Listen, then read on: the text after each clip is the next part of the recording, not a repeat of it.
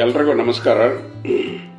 ಆತ್ಮೀಯರೇ, ನಾನು ಈಗ ಮತ್ತೊಂದು ವಿಡಿಯೋವನ್ನು ಯೂಟ್ಯೂಬ್ನಲ್ಲಿ ಅಪ್ಲೋಡ್ ಮಾಡ್ತಾ ಇದ್ದೀನಿ. ದಯವಿಟ್ಟು ಇದನ್ನು ಎಲ್ಲರೂ ಕೂಡ ನೋಡ್ರಿ. ವಾದಿರಾಜ್ ಸ್ಪೇಸ್ ವಿ ಅಂತ ಹೊಡೆದ್ರೆ ನನ್ನ ಚಾನಲ್ ಓಪನ್ ಆಗ್ತದೆ. ಅದನ್ನು ನೋಡ್ರಿ, ಶೇರ್ ಮಾಡ್ರಿ ಮತ್ತು ಸಬ್ಸ್ಕ್ರೈಬ್ ಮಾಡ್ರಿ. ನಿಮ್ಮ ಅಭಿಪ್ರಾಯಗಳನ್ನು ಕೂಡ ತಿಳಿಸ್ರಿ. ಆ ಮೂಲಕ ನನಗೆ ಪ್ರೋತ್ಸಾಹನ ಕೊಡ್ರಿ ಅಂತ ಹೇಳಿ ನಾನು ಮನವಿ ಮಾಡ್ತೇನೆ. ಈಗ ನಾನು ಒಂದು ವಿಷಯನ ಕೈಗೆತ್ತಿಕೊಂಡಿದ್ದೇನೆ. ಅದು ಇತ್ತೀಚೆಗಷ್ಟೇ ನಮ್ಮ ಸುಪ್ರೀಂ ಕೋರ್ಟ್ ಏನು ಈ ರಾಜ್ಯ ಸರ್ಕಾರಗಳ ವಿರುದ್ಧ ಒಂದು ಗರಂ ಆಗಿದೆ. ಆ ವಿಷಯ ಎಲ್ಲ ಇಡೀ ದೇಶದ ಜನರಿಗೆ ಒಂದು ರೀತಿಯ ಒಂದು ಒಳ್ಳೆಯ ವಾತಾವರಣ ನಿರ್ಮಾಣ ಮಾಡೋ ನಿಟ್ಟಿನಲ್ಲಿ ಅನುಕೂಲ ಆಗುವಂತಹದ್ದಾಗಿದೆ.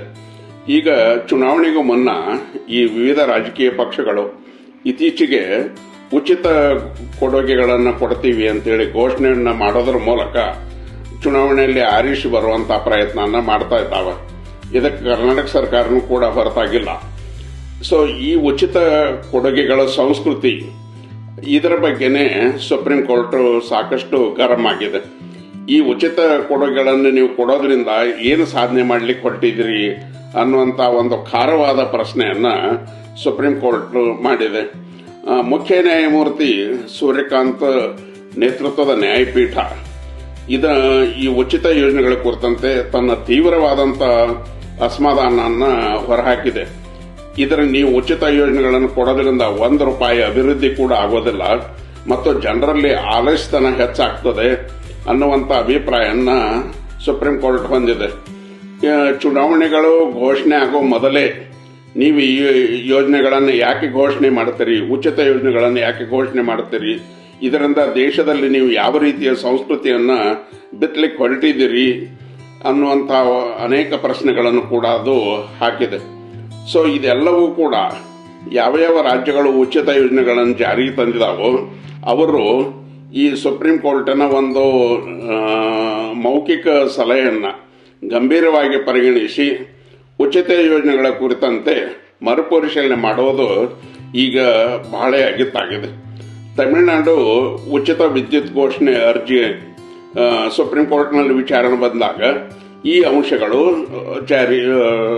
ಬೆಳಕಿಗೆ ಬಂದವು.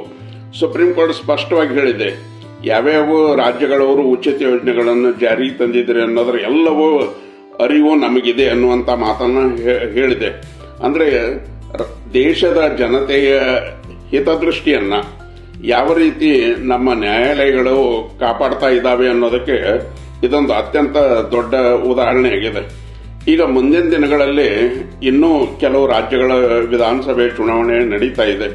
ಸೊ ಅದಕ್ಕೆ ಉಚಿತ ಯೋಜನೆಗಳನ್ನು ಘೋಷಣೆ ಮಾಡುವ ನಿಟ್ಟಿನಲ್ಲಿ ಆಯಾ ರಾಜ್ಯಗಳ ಪ್ರಮುಖ ಪಕ್ಷಗಳು ಹೆಜ್ಜೆ ಇಟ್ಟಿದ್ದಾವೆ. ಸೊ ಸುಪ್ರೀಂ ಕೋರ್ಟಿನ ಈ ಒಂದು ನಿರ್ಣಯ ಏನಿದೆ, ಇದರ ಕುರಿತಂತೆ ಆ ಮುಂದಿನ ವಿಧಾನಸಭೆ ಚುನಾವಣೆ ಎದುರಿಸುವಂತ ರಾಜ್ಯಗಳು ಬಹಳಷ್ಟು ಯೋಚನೆ ಮಾಡಿ ಜಾರಿಗೆ ತರಬೇಕಾಗ್ತದೆ. ಹಿಂದೆಯೂ ಕೂಡ ಅಭಿವೃದ್ಧಿ ಕಾರ್ಯಗಳನ್ನು, ಅಂದ್ರೆ ಹಿಂದೆ ಚುನಾವಣಾ ಪ್ರಚಾರ ಮಾಡುವಾಗ ಅಭಿವೃದ್ಧಿ ಕಾರ್ಯಗಳನ್ನು ನಾವು ಮಾಡ್ತೀವಿ ಅನ್ನುವಂಥ ಭರವಸೆಯನ್ನ ಆಗಿನ ವಿವಿಧ ರಾಜಕೀಯ ಪಕ್ಷಗಳು ಜನರಿಗೆ ಕೊಡ್ತಾ ಇದ್ದರು.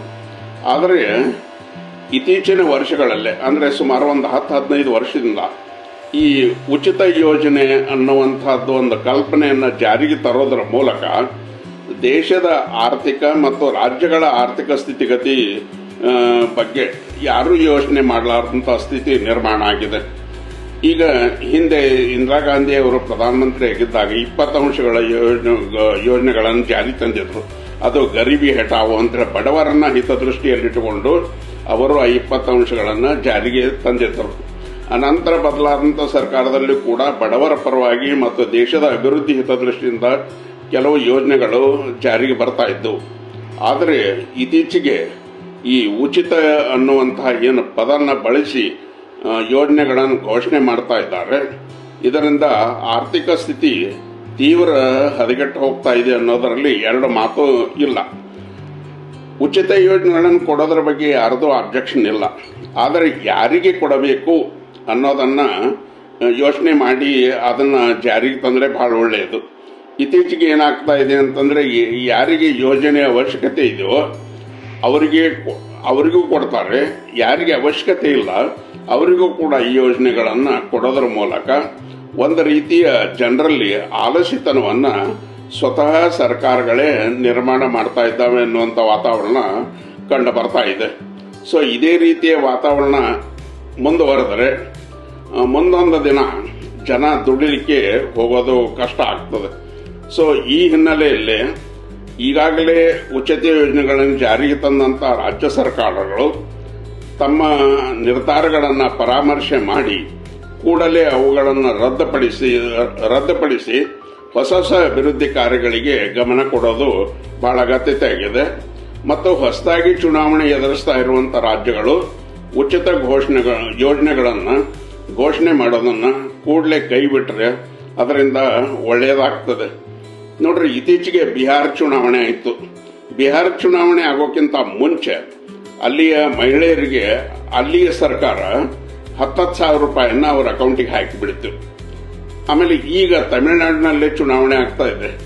ತಮಿಳುನಾಡು ಸರ್ಕಾರ ಅಲ್ಲಿಯ ಮಹಿಳೆಯರಿಗೆ 5,000 ರೂಪಾಯಿನ ಹಾಕಿದೆ.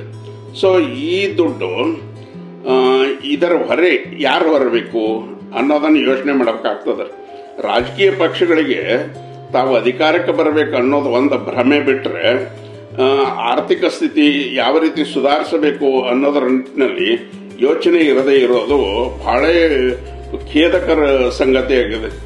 ಕೇವಲ ಒಂದು ಪಕ್ಷ ಅಂತಲ್ಲ, ಎಲ್ಲ ಪಕ್ಷಗಳು ಕೂಡ ಇತ್ತೀಚಿನ ವರ್ಷಗಳಲ್ಲಿ ಈ ಉಚಿತ ಯೋಜನೆಗೆ ಜೋತು ಬಿದ್ದಿದ್ದಾವೆ. ಇದರಿಂದ ಮುಂದೊಂದು ದಿವಸ ಕೇವಲ ರಾಜ್ಯಗಳಷ್ಟೇ ಅಲ್ಲ, ದೇಶದ ಆರ್ಥಿಕ ಸ್ಥಿತಿಯೂ ಕೂಡ ಬಹಳ ಗಂಭೀರ ಆದರೆ ಆಗ ಅದನ್ನು ಯಾವ ರೀತಿ ನಿಭಾಯಿಸಬೇಕು ಅನ್ನೋದರ ಕುರಿತಂತೆ ಚಿಂತನೆ ಮಾಡಬೇಕಾಗ್ತದೆ. ನಾವು ಈಗ ಕೇಂದ್ರ ಸರ್ಕಾರ ನಮ್ಮ ದೇಶವನ್ನು ಒಂದು ಅಭಿವೃದ್ಧಿ ಪಥದತ್ತ ಮುನ್ನಡೆಸ್ಕೊಂಡು ಹೋಗ್ತಾ ಇದ್ದೀವಿ ಅನ್ನುವಂಥ ಮಾತನ್ನು ಹೇಳ್ತಾ ಇದೆ. ಆರ್ಥಿಕ ಪ್ರಾಬಲ್ಯತೆ ದೃಷ್ಟಿಯಿಂದ ಜಗತ್ತಿನಲ್ಲಿ ನಾವು 3ನೇ ಸ್ಥಾನಕ್ಕೆ ಬರ್ತೀವಿ ಅನ್ನುವಂಥ ಮಾತುಗಳನ್ನು ಕೂಡ ಹೇಳ್ತಾ ಇದೆ. ಆದರೆ ಇದೆಲ್ಲನೂ ಆಗಬೇಕಾದ್ರೆ ಅಭಿವೃದ್ಧಿ ಬಹಳ ಮುಖ್ಯ ಆಗ್ತದೆ. ಮತ್ತು ಈ ದೇಶದ ಬೆನ್ನೆಲುಬಾಗಿನಂಥ ಯುವಜನ ಇದ್ದಾರೆ. ಆ ಯುವಜನತೆಗೆ ಸರಿಯಾದಂಥ ಒಂದು ಉದ್ಯೋಗವನ್ನು ಕೊಡೋದ್ರ ಮೂಲಕ ಅವರನ್ನು ದುಡಿಮೆಗೆ ಹಚ್ಚಬೇಕಾಗಿದೆ. ಆ ಉದ್ಯೋಗ ಹೇಗಿರಬೇಕು ಅಂತಂದರೆ ಅವರ ಕುಟುಂಬದ ನಿರ್ವಹಣೆನೂ ಆಗಿರಬೇಕು ಮತ್ತು ದೇಶ ಮತ್ತು ಆಯಾ ರಾಜ್ಯಗಳ ಆರ್ಥಿಕ ಸ್ಥಿತಿ ಸುಧಾರಣೆ ಆಗಿರಬೇಕು. ಆ ರೀತಿಯ ಒಂದು ಯೋಜನೆಗಳನ್ನು ರಾಜ್ಯ ಮತ್ತು ಕೇಂದ್ರ ಸರ್ಕಾರಗಳು ರೂಪಿಸಿ ಅದನ್ನು ಜಾರಿಗೆ ತಂದರೆ ಎಲ್ಲ ಜನ ಕೂಡ ಒಪ್ತಾರೆ. ಅದೆಲ್ಲ ಬಿಟ್ಟು ಈ ಉಚಿತ ಯೋಜನೆಗಳನ್ನು ಜಾರಿಗೆ ತರೋದ್ರ ಮೂಲಕ ನೀವು ಯಾರಿಗೆ ಅನುಕೂಲ ಮಾಡಲಿಕ್ಕೆ ಹೋಗ್ತಾ ಇದ್ದೀರಿ ಅನ್ನೋದನ್ನು ಯೋಚಿಸಬೇಕಾಗ್ತದೆ.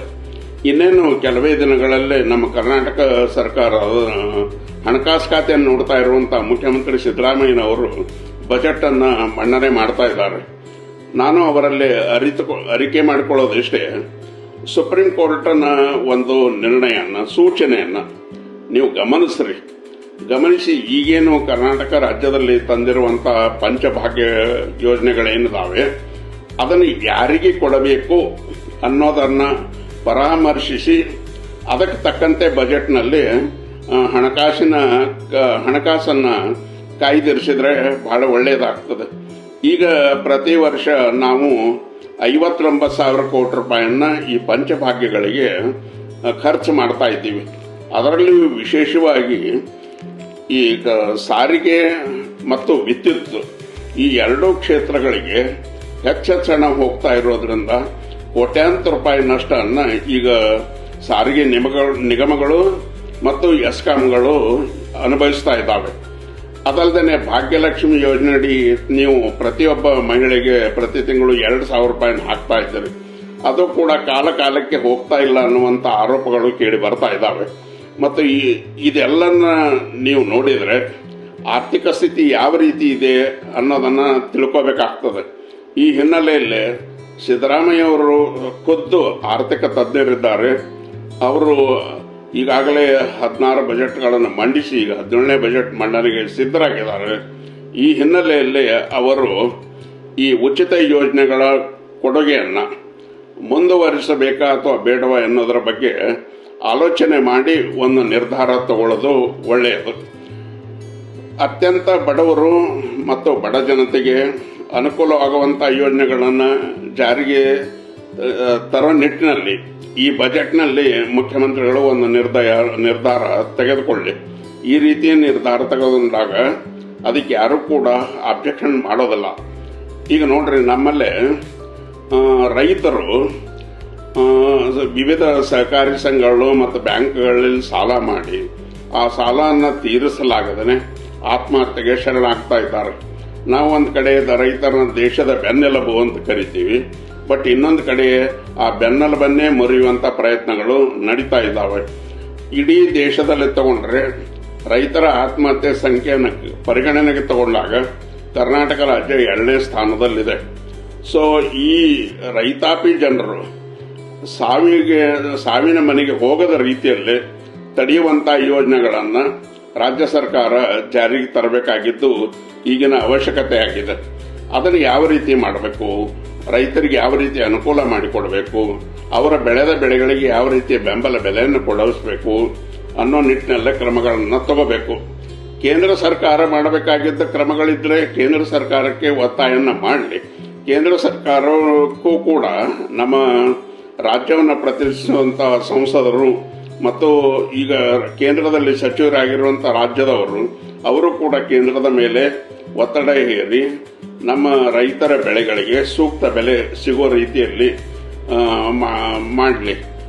ಇದರಿಂದಾಗಿ ರೈತರು ಕೂಡ ಆರ್ಥಿಕವಾಗಿ ಸಬಲರಾಗ್ತಾರೆ ಮತ್ತು ಅವರು ಸಹಕಾರಿ ಸಂಘಗಳಿಗೆ ಮತ್ತು ಬ್ಯಾಂಕ್ಗಳಿಗೆ ತಮ್ಮ ಸಾಲನ ಮರುಪಾವತಿ ಮಾಡಲಿಕ್ಕೆ ಅನುಕೂಲ ಆಗ್ತದೆ. ಇದರಿಂದ ಬ್ಯಾಂಕುಗಳು ಮತ್ತು ಸಹಕಾರಿ ಸಂಘಗಳು ಸುರಳಿತವಾಗಿ ನಡೀತವೆ. ಸೊ ಈ ಹಿನ್ನೆಲೆಯಲ್ಲಿ ಈ ಹಿಂದೆ ಮಕ್ಕಳಿಗೆ ಉಚಿತವಾಗಿ ಸೈಕಲನ್ನು ಕೊಟ್ಟರು, ಉಚಿತವಾಗಿ ಪುಸ್ತಕಗಳನ್ನು ಕೊಟ್ಟರು. ಇದು ಒಂದು ರೀತಿಯ ಅನುಕೂಲ ಆಗ್ತದೆ. ಈ ರೀತಿ ಅನುಕೂಲಕಾರಿ ಯೋಜನೆಗಳನ್ನು ಕೊಟ್ಟರೆ ಅದರಿಂದ ಜನರಿಗೂ ಒಳ್ಳೆಯದಾಗ್ತದೆ ಮತ್ತು ಸರ್ಕಾರದ ಬೊಕ್ಕಸಕ್ಕೆ ಒಂದಿಷ್ಟು ಅಮೌಂಟ್ ಉಳಿತದೆ. ಆ ಉಳಿಯುವಂಥ ಅಮೌಂಟನ್ನು ನಾವು ಯಾವ ರೀತಿಯಾಗಿ ಅಭಿವೃದ್ಧಿ ಕಾರ್ಯಗಳಿಗೆ ಅಳವಡಿಸಬೇಕು ಅನ್ನೋದನ್ನು ಯೋಚನೆ ಮಾಡಲಿಕ್ಕೆ ಸಾಧ್ಯ ಆಗ್ತದೆ.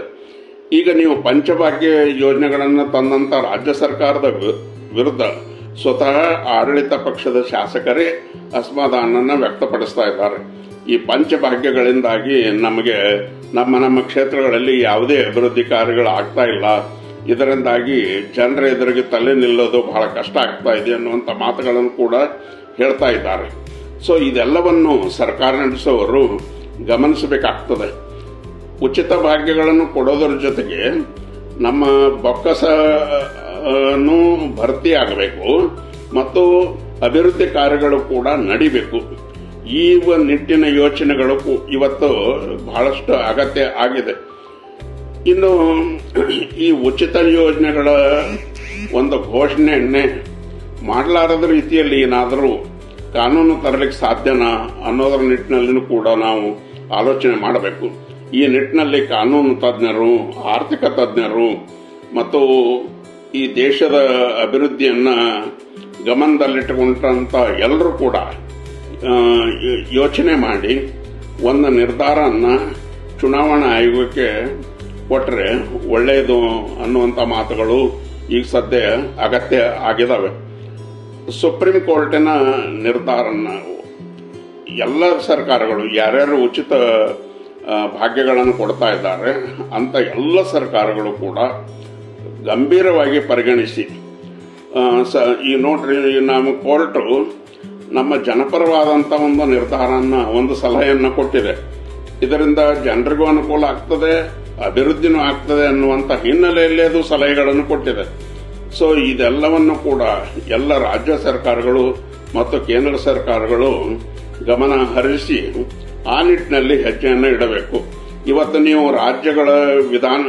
ರಾಜ್ಯಗಳಲ್ಲಿ ಅಧಿಕಾರಿ ಹಿಡಿಬೇಕು ಅಂತೇಳಿ ಉಚಿತ ಯೋಜನೆಯನ್ನು ಕೊಡ್ತೀರಿ, ಮುಂದೆ ಕೇಂದ್ರದಲ್ಲಿ ಅಧಿಕಾರಿ ಹಿಡಿಬೇಕು ಅಂತೇಳಿ ಉಚಿತ ಯೋಜನೆಗಳನ್ನು ಕೊಟ್ಟರೆ ದೇಶದ ಆರ್ಥಿಕ ಸ್ಥಿತಿ ಏನಾಗ್ತದೆ, ಅದನ್ನು ಎಷ್ಟು ಗಂಭೀರವಾಗಿ ನಾವು ಸಮಸ್ಯೆಯನ್ನು ಎದುರಿಸಬೇಕಾಗ್ತದೆ ಅನ್ನೋದೆಲ್ಲರೂ ಕೂಡ ಯೋಚನೆ ಮಾಡಬೇಕಾಗಿದ್ದು ಈಗಿನ ಅಗತ್ಯತೆ ಆಗಿದೆ. ಸೊ ಹೀಗಾಗಿ ಈಗಾಗಲೇ ಉಚಿತ ಯೋಜನೆಗಳನ್ನು ತಂದಂಥ ಎಲ್ಲ ರಾಜ್ಯಗಳವರು ಕೂಡಲೇ ಸುಪ್ರೀಂ ಕೋರ್ಟಿನ ಒಂದು ಸಲಹೆಯ ಮೇರೆಗೆ ತಮ್ಮ ಯೋಜನೆಗಳನ್ನು ಹಿಂತೆಗೆದುಕೊಳ್ಳಿ, ಆ ಮೂಲಕ ಆರ್ಥಿಕವಾಗಿ ಪ್ರಬಲವಾಗಲಿ, ತಮ್ಮ ತಮ್ಮ ರಾಜ್ಯಗಳ ಅಭಿವೃದ್ಧಿ ಕಾರ್ಯಗಳನ್ನು ಮಾಡಲಿ, ಯುವಕರಿಗೆ ಉದ್ಯೋಗ ಕೊಡೋ ನಿಟ್ಟಿನಲ್ಲಿ ಯೋಜನೆಗಳನ್ನು ರೂಪಿಸಲಿ, ಜನರಲ್ಲಿ ಹೆಚ್ಚುತ್ತಾ ಇರುವಂಥ ಆಲಸ್ಯತನವನ್ನು ಹೋಗಲಾಡಿಸಲಿ. ಆ ಮೂಲಕ ದೇಶದ ಅಭಿವೃದ್ಧಿಗೆ ಎಲ್ಲ ರಾಜ್ಯಗಳು ತಮ್ಮ ಕೊಡುಗೆಗಳನ್ನು ನೀಡಲಿ ಅಂಥೇಳಿ ನಾನು ಮನವಿ ಮಾಡ್ತಾ ಈ ವಿಷಯನ ಮುಗಿಸ್ತೇನೆ. ಮತ್ತೊಮ್ಮೆ ತಮ್ಮಲ್ಲಿ ನಾನು ಅರಿಕೆ ಮಾಡಿಕೊಳ್ಳೋದಿಷ್ಟೇ, ಇದನ್ನು ನಾನು ಯೂಟ್ಯೂಬಿಗೆ ಲೋಡ್ ಮಾಡ್ತಾ ಇದ್ದೀನಿ. ವಾದರಾಜ ಸ್ಪೇಸ್ ವಿ ಅಂತ ಹೊಡೆದು ಇದನ್ನು ನೋಡ್ರಿ, ನಿಮ್ಮ ಅಭಿಪ್ರಾಯಗಳನ್ನು ತಿಳಿಸ್ರಿ, ಶೇರ್ ಮಾಡಿರಿ, ಕಮೆಂಟ್ ಮಾಡಿರಿ ಮತ್ತು ಸಬ್ಸ್ಕ್ರೈಬ್ ಮಾಡಿರಿ. ನಮಸ್ಕಾರ.